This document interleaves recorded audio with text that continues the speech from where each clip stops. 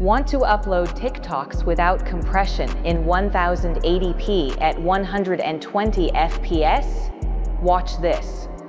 Go to editingnews.com and install the extension.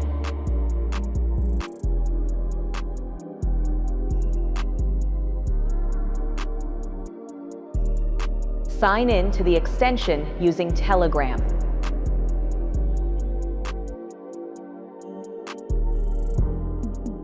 Enable HQ Upload. Open the TikTok upload page and wait for the green notification in the top right corner. Upload your video and wait until the thumbnail and preview finish loading.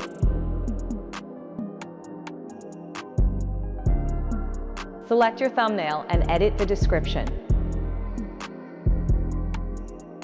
Disable all checks and post the video as only me.